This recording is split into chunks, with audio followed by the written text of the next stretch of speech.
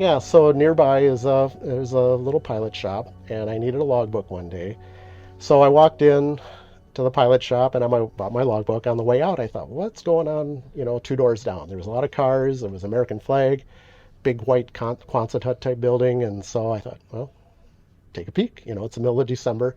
Open up the door, and here was going back to 1944. Guys wrenching out airplanes.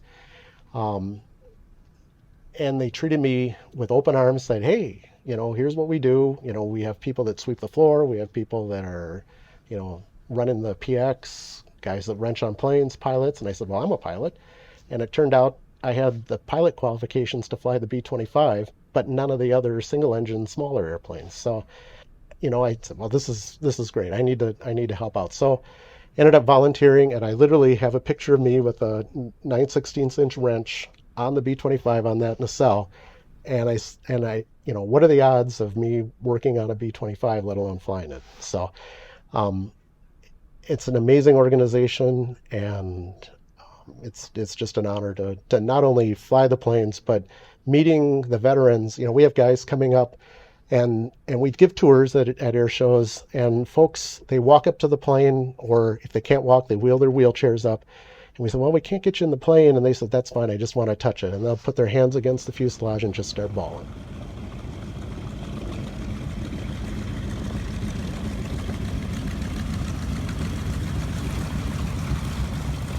Our goal is to make the airplane as authentic as possible.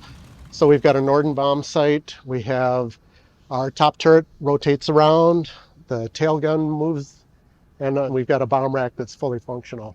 Even the artwork. So the nose art was done by the original artist. So this is as authentic of a restoration as you'll ever find. But it's just amazing that during the restoration, here was the artist some, 50 years later that was doing the work and came in and repainted the nose art as if he did it when he was 20 years old on the original Miss Mitchell. So Miss Mitchell was an actual airplane during the war. After the war, she was actually torn down, and one of our World War II veterans was a member when we got the B-25. And as we were going through the process of trying to figure out what we should call the airplane, we wanted to make sure it was a actual aircraft during the war, so we could share her stories. And Ray Osley said, well, why don't we call her Miss Mitchell? Because that was his airplane during the war. So to me, it means a lot because my grandfather worked on the wiring when she was donated in 1980. And I grew up getting to know Miss Mitchell and getting to know the World War II veterans that worked on her. And so it's got a special place in my heart. And she's got a very special story to tell as well.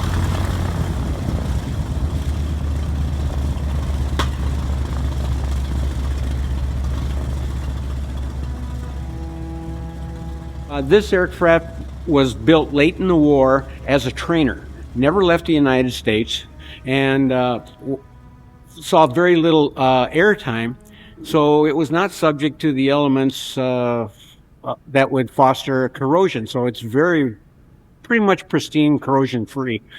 This particular airframe was sold to civilians out of the Army depot as surplus. Operator here on Fleming Field bought 3 of them, one of which is this one here, and it transferred to several entities, private entities, during the course of several years. We acquired the airplane as a donation from a doctor in Rice Lake, Wisconsin in 1980. At which point it was ferried to here, and we began the process of restoration, completely disassembling the airplane pretty much entirely to the bare bones and rebuilding it from the ground up, servicing and overhauling each component as it went back in. Its maiden flight was in April 18th, 1993. It was a coalition of a lot of workers here during the restoration. There were projects going on in every facet of every area of the hangar, working on different projects. And it's been a wonderful airframe. We think it's probably one of the finest examples of B-25s flying today. Right now, currently, we work the air show routine every summer. We contract for various venues to demonstrate the airplane, its capabilities, and to let the public see what their grandfathers and fathers were subjected to during the war. It's kind of an eye-opening experience when you realize that these had basically no protection other than what they could fire back at the enemy, but there was no place to go. They were stuck there for the duration. And I can imagine the fear that these veterans had to encounter every time they had to board this airplane to go on another potentially fatal mission. So, you know, great amount of bravery was involved to these people that should never be forgotten. And we like to kind of display that in some form. All right, so what we got here is the K-24 camera, and when we got it, it had never been opened since the war, so it was brand new from the war. So this is the K-24 right here, and you can still see it has the World War II era desiccant bags inside of it. And this is the camera itself. So this is it, brand new from the war, and we'll be putting this back in the airplane this year. So it'll probably be roughly right about here once we get the mounts made up. Yeah, once the mounts are to the side, then she's going to end up sliding down. All right, how does that look right there? That's about right. That's about where it was when it was positioned during wartime. You know, although this glass is mounted from the inside, kind of gives us a little bit of an idea how this is going to go in. Everything is going to be fully functional, and we're going to be able to do photography with this camera. Right, we got a company in Seattle that will develop it for us. So one of our members made the mounting hardware for it. This doesn't exist anywhere, so he built this off of the original North American plans. And when this gets mounted in, it will actually slide into place, and then it tilts itself back. So this is really an exciting install. Just one of the little details that we're striving to do on the restoration of this aircraft. Oh, okay. So you made the rollers for it then? Yeah, so I built a little machine, which I don't have here, but I built a little roller machine for it. Bent the two edges here, and then, you know, rolled it into a circle. So this mounts right here, and that'll clamp to the camera. Great. So, All right, so then we're articulating then on each side. yep. So then these brackets will mount like this into the airplane. These pieces, these brackets have to be welded up, and then they get welded to the ring clamp here. And that whole assembly, Slides in. right, the camera slides in looking down, is bolted into these tracks, which allows the camera, you know, to articulate, to pivot. So if you look at these pieces, you can see that these bolts here are not on an even spacing. They're kind of, you got a whole bunch in here, a few more here, and they're really spaced out here. That's per the original North American design, the drawings. So that's how I made them. You know, when the original restoration was done, they got it flying. And as we continue to get more resources financially, as well as finding these parts available, you know, we've got a camera that was sitting in the original crate ready to go. And so we're able to continually improve the aircraft, you know, so that's kind of the legacy that we want to continue for the next generation of restorers. We run about 40-to-1 ratio, so it's about roughly 40 hours of maintenance for every hour that we're in the air. So the maintenance is pretty involved, and it's meticulously maintained. You know, we're really fortunate. We have IAs, ANPs, and everybody volunteers their time. And the amazing thing with this aircraft, you know, it's not all about the mechanics. You know, myself, I do trim carpentry. I'm a home inspector by trade. So that's what I do. So I bring those skills. We have our mechanics bring their skills, public speaking, all kinds of things. There's so many people that's involved to bring any of these warbirds into the air and bring them out to the public eye and the viewing public. I don't think people have any idea. This is where we fill our oil for our B-25. I'm gonna take the dipstick out and see how much oil we have. So that's about a little over 25 gallons.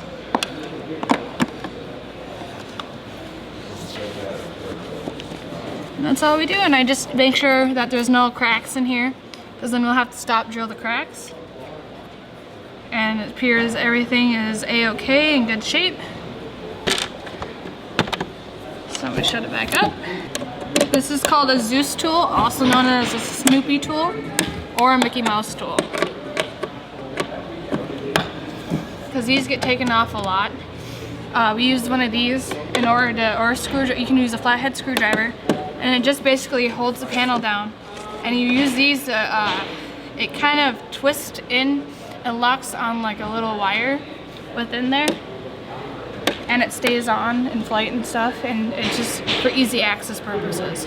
I'm a mechanic here on these aircraft. I'm only 18, so I basically get told what to do.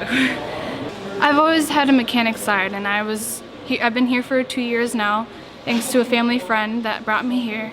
And a couple days ago, I actually just found out that my grandpa, I was extremely close with him, and tomorrow is his death anniversary. And my grandma told me 2 days ago that he had a really big passion for planes, and he'd go to air shows and like that. And for me to find that out, it chokes me up with so much joy that I'm doing this today. It's kind of like fate. And I already have everything set out that I want to do. Like I'm going to be working at Delta as assistant mechanic, maybe, possibly if I get the job. And then I'll go through there and just do their A&P program to get my A&P license. And it just means a lot more to me now. And I just love talking about my passion for it. It's a lot of fun for me. So during the war, bombs were too heavy to be hauled up by hand. So what they had to do is devise this hoist system for the aircraft. Now you have 3 positions: Stations A, Station B, and Station C. And that repeats on the other side of the aircraft. And you have these riveted panels on here. Now these weren't riveted on during the war, but they were a spring panel. So we're going to actually tap these out and put in the correct panels eventually. And then what you do is you put the cable through a bunch of pulleys which are already on the inside of the bomb bay. And those would go up to the top to another hoist system and back down. You hook the hoist up to a strap, bomb strap, and then you and a buddy on the other side would start cranking away and bringing these bombs up to their appropriate stations. We're getting Miss Mitchell ready for the Doolittle Raid. It's the 75th anniversary, and it's going to be a very exciting event. So we're working really hard. The airplane's got to be flying, so we're in progress. We're looking forward to Oshkosh. There's going to be a big B-25 gathering there. Dick Cole is going to be there. He's the last surviving Doolittle Raider. Headquarters is going to have one for the air show in Dallas, and we're really excited to be a part of that. I think they're going to get as many of the B-25s within the CAF as they can, and we're just very excited to be a part of it.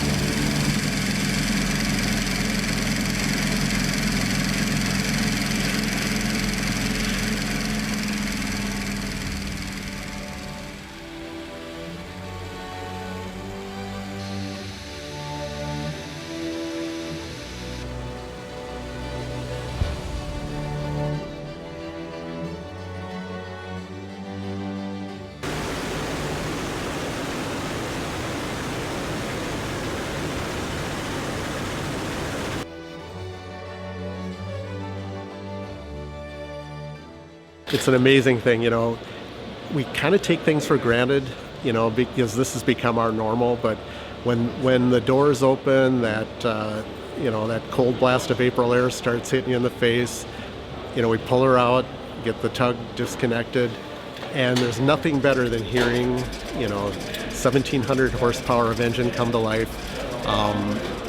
It's just an incredible sight. All the pilots, I'm one of the pilots, we all, kind of get a little, choked up every time we start the engines.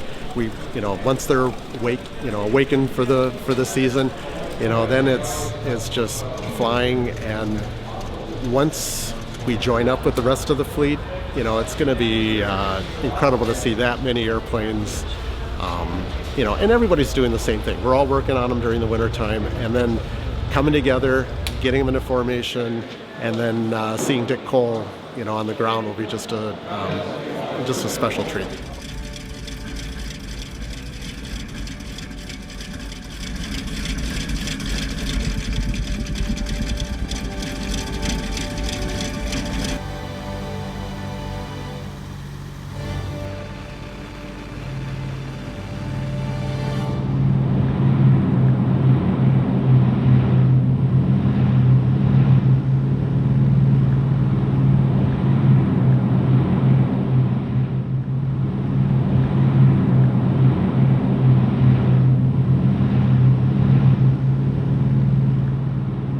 We're here to give thanks to these airmen and their insistence that the American way of life was then and is still today worth preserving and, if need be, dying for.